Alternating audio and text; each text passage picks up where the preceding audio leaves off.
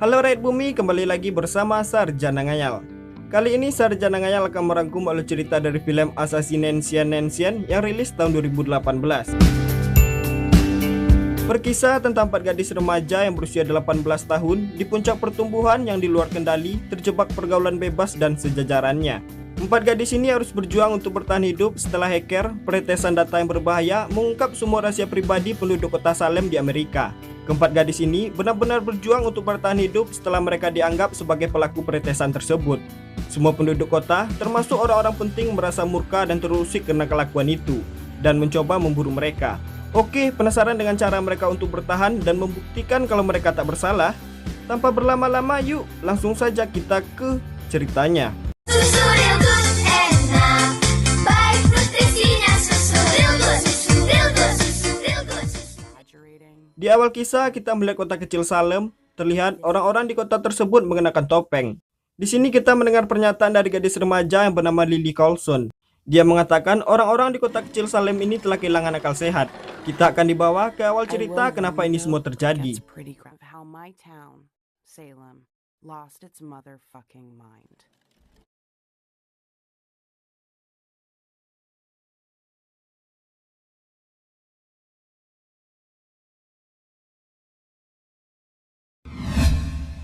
Di sini kita melihat Lily dalam perjalanan menuju rumah temannya. Sampai di sana, dia dikejar oleh anak tetangga yang sangat merindukannya. Ya, karena Lily dulu pernah mengasuhnya. Ini bapaknya, Nick, dan ini ibunya, Sumarni. Lily mempunyai 3 teman terbaik, yaitu Bex, M, dan Sarah. Rumah M ini selalu menjadi tempat perkumpulan mereka. Karena ibu M bernama Nancy, dia sangat baik, adalah seorang janda kaya. Di dalam rumah, Lily mulai menerima pesan godaan dari Nick, yang diberi nama Daddy di dalam ponselnya. Nick mengatakan kau adalah gadis tercantik di dunia, dan itu adalah pesan dari buaya. Malam hari mereka pergi ke salah satu pesta teman sekolahnya dan mabuk-mabukan sudah pasti. Di sana Bex melakukan cikidi papau bersama pria yang bernama Diamond, pria yang sangat diidolakan selama ini. Begitupun dengan M dan Sarah cikidi papau bersama kekasihnya. Sedangkan Lily dan kekasihnya Mer duduk santai meregangkan otot. Sementara percakapan Lily dengan Nick terus berlanjut. Lily yang nakal tanpa sepengetahuan Mer, dia selalu membalas percakapan Nick dan mengirim foto dan video lekuk tubuhnya kepada Nick. Di sisi lain, Bex ditinggalkan begitu saja oleh Diamond setelah melakukan cikidi papau dengannya. Bisa disimpulkan, Diamond hanya mencari kenikmatan semata dari Bex. Kemudian adegan berpindah kepada pria yang bernama Murty yang mempunyai keahlian lebih di bidang teknologi. Dia melihat data wali kota yang bernama Burt telah dibobol oleh seseorang yang memiliki nama samaran Erostratus. Sedikit kesimpulan, Burt adalah wali kota yang sangat keras menyuarakan menentang gay dan LGBT. Sedangkan data pribadinya yang telah bocor itu menunjukkan sebaliknya, bahwa Burt adalah seorang gay. Melihat itu, Murty pun tertarik untuk menyebarkan foto-foto wali kota tersebut. What the fuck?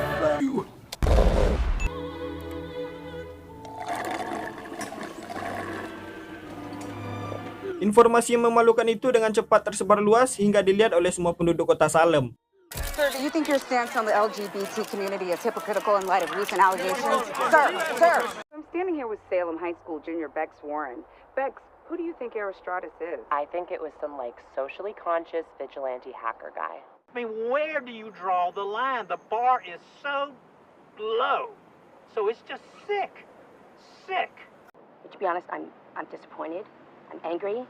This pervert ran on a family values platform.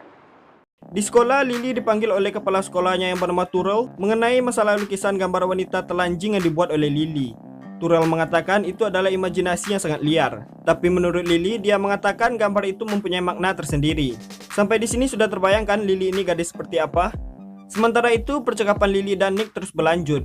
Lily selalu bolak-balik kamar mandi mengirim video lekuk tubuhnya kepada Nick. Di sisi lain, wali kota Burt mempertanggungjawabkan semua perlakuannya. Dia menghadiri konferensi dan orang-orang selalu meneriakinya untuk mundur dari jabatannya. Karena tidak tahan dengan rasa malu tersebut, Burt mengeluarkan pistol lalu menembak dirinya sendiri.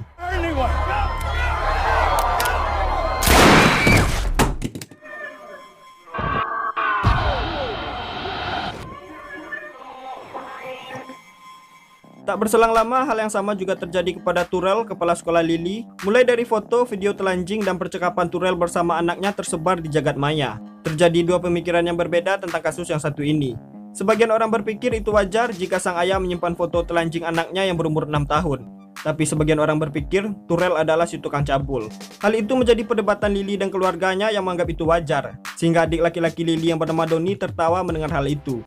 Mom, there's a naked photo of me on the mantelpiece at 2 years old. Do you think that is child pornography? Lily, I am not going to sit here and listen to you defend a child molester. Let me ask you, Principal Turtle, did your 6-year-old daughter consent to those? Baby, what did the doctor say? He said a lot of women over the age of 40 miscarry. Principal Turtle couldn't even make amends with his father before he died. Like, that's really cold. Like, Just read a few of the Pornhub videos our principal has viewed over the last couple months. But the main thing we need to talk about are the 8 nude photos of his daughter in his iPhoto library. Sudah beberapa kali kasus yang sama terjadi, pastinya itu membuat Nick merasa cemas tentang percakapan mereka berdua. Tapi Lily bodoh amat. Di sekolah, Turrell menghadiri pertemuan yang sama seperti Burt untuk menjelaskan masalah yang sedang dialaminya. Di pertemuan itu, Turrell melakukan hal yang berbeda dari Burt. Dia tidak mau mengundurkan diri karena merasa tak salah, walaupun itu sempat memancing emosi sebagian siswa.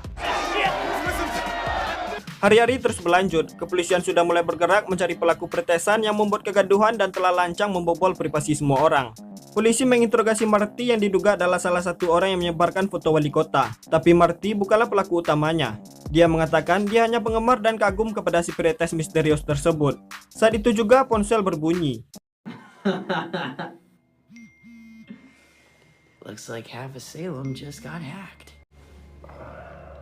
Ternyata sebagian penduduk kota Salem telah diretes malam itu juga. Itu menandakan percakapan pribadi, foto, video privasi penduduk kota Salem telah terangkat ke publik. Sebagian diantaranya adalah Nancy, Ibunda M, hubungan asmara Bex dan Diamond, dan data pribadi milik Nick yang menyimpan banyak foto lekuk tubuh Lily. Untuk saat ini Lily masih aman karena fotonya yang ada pada Nick tidak satu pun memperlihatkan wajahnya.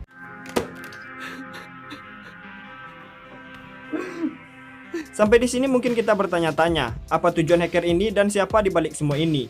Nanti kita akan mengetahuinya. Kekacauan itu tak hanya menimbulkan rasa malu untuk setiap individu, tapi menciptakan permusuhan satu sama lain. Saat percakapan ponsel wanita yang bernama Regan telah diretes dan bocor ke publik. Dan faktanya dia mengirim foto telanjang temannya yang bernama Gracie kepada pria yang disukainya. Itu membuat Gracie merasa murka, dia memukul Regan dengan tongkat baseball saat ia berlatih.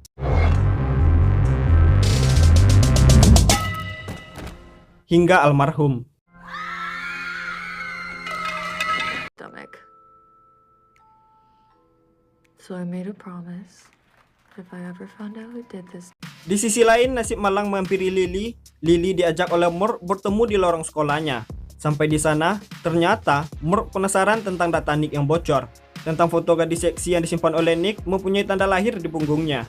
Dia merasa tidak asing dengan tanda tersebut. Murph bersama temannya memastikan melihat tanda di punggung Lily secara paksa. Kemudian memfotonya untuk disebarkan agar semua orang tahu Lily lah gadis yang berhubungan gelap bersama Nick tersebut.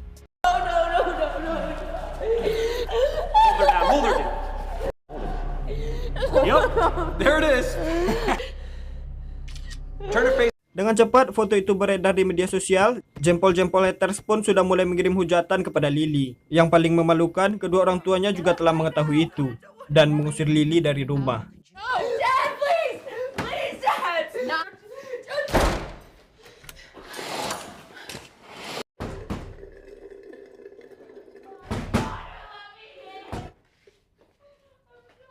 Lily berjalan menangis, terseduh-seduh, mendayu-dayu entah kemana tujuannya. Saat itu, satu mobil lewat. Pria di dalam mobil itu mulai mengejek Lily sambil memvideokannya. Mereka mengatakan kata-kata kotor kepadanya dan mengatakan Lily adalah seorang pelakor. Naasnya, mereka juga berniat untuk membunuh Lily. Lily yang ketakutan, dia berlari ke halaman belakang rumah penduduk. Tapi pria itu terus mengejarnya. Pada akhirnya, Lily mendapat kesempatan untuk melakukan perlawanan.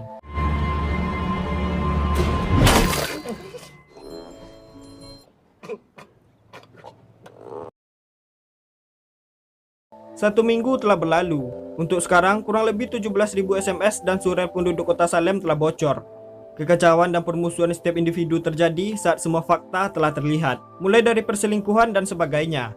Terjadi kekerasan di mana-mana, dan kepolisian tak bisa berbuat banyak siapa yang akan disalahkan. Pastinya situasi seperti ini adalah situasi yang sangat aneh saat ini.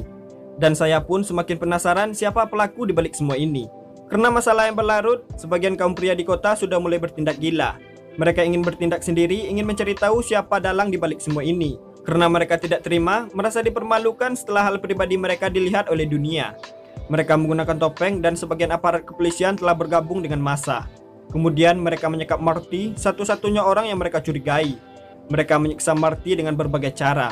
Pada akhirnya, dia mengatakan Lily Colson lah pelakunya. We know it. Well, somebody did it, Marty. And if it wasn't you, then who was it? You need to give us a name. Lily Colson! I was monitoring data traffic and I saw her IP address. Marty diminta membuat pernyataan berbentuk video agar dilihat oleh semua orang. Setelah itu, dia dibunuh.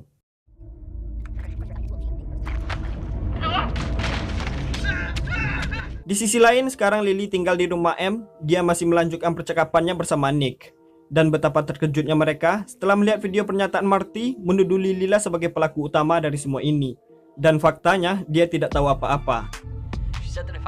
Tidak menunggu waktu lama, beberapa oknum telah diam-diam masuk ke rumah M. Mereka berhasil menangkap M dan Sarah di lantai bawah.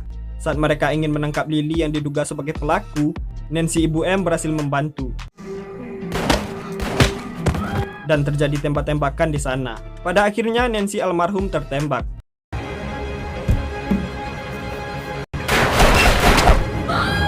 Di sisi lain, Bex yang mendengar kegaduhan itu di lantai atas, dia ingin kabur menyelamatkan diri. Dan dia mendapat perlawanan dari oknum di kolam renang belakang rumah M. Dan Bex berhasil melumpuhkan oknum tersebut. Untuk saat ini mereka berhasil menangkap M dan Sarah, sedangkan Lily berhasil lari berlindung di rumah Nick. Sementara Bex bernasib buruk setelah pelariannya dilihat oleh orang-orang tersebut. Sekarang hanya Lily yang tersisa. M dan Sarah diamankan oleh polisi, sedangkan Bex akan dibunuh oleh orang-orang tersebut. Di sisi lain, di tengah kekacauan ini, Nick yang sange mengancam Lily untuk melakukan cikidi papau dengannya. Anjir. Baru di sesi peregangan, Lily mencari celah untuk lari dari Nick.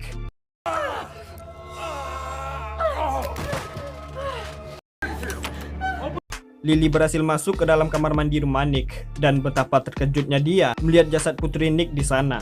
Bisa disimpulkan Nick telah membunuh anak istrinya semenjak data pribadinya bocor ke publik. Tak ada lagi tempat untuk lari. Dengan bermodalkan pisau silet dan sabun batang, Lily berhasil memutuskan urat leher Nick.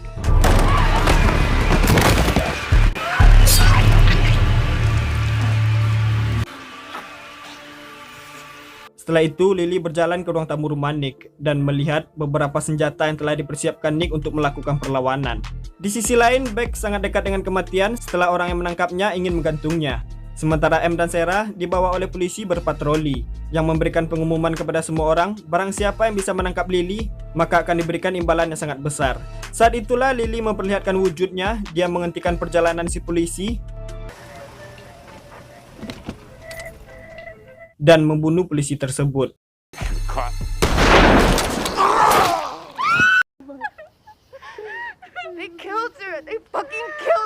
Setelah itu mereka pergi ke tempat Bex akan digantung. Mereka berhasil membunuh para oknum tersebut dan Bex terselamatkan. Layaknya tim PUBG yang kompak, mereka pun chicken dinner.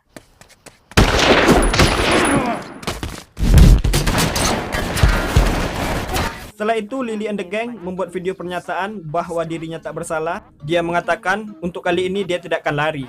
Dalam kata lain, dia siap melakukan perlawanan untuk pembelaan dirinya. Dia mengajak orang-orang yang bersiap untuk membelanya di video tersebut. Video itu dilihat oleh sebagian orang dan menggerakkan hati kaum hawa untuk membela Lily. Dan mereka berada di barisan belakang Lily. Sekarang, mereka keluar berhadapan dengan orang yang memburunya.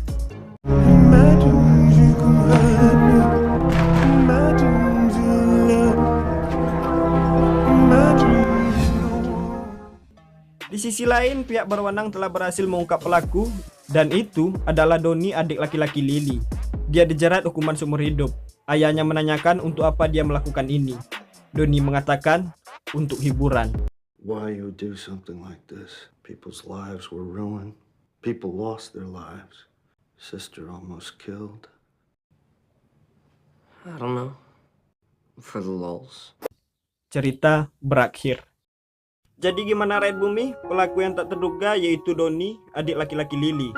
Kenapa Morty mengatakan Lily lah pelakunya? Karena alamat IP komputer yang dipakai Donnie atas nama Lily Colson. Untuk kehidupan Lily selanjutnya sepertinya dia terselamatkan dan pertikaian hebat malam itu sepertinya berhasil dihentikan. Oke, itu saja. Mohon maaf jika ada kekurangan di video kali ini. Sampai jumpa di video selanjutnya.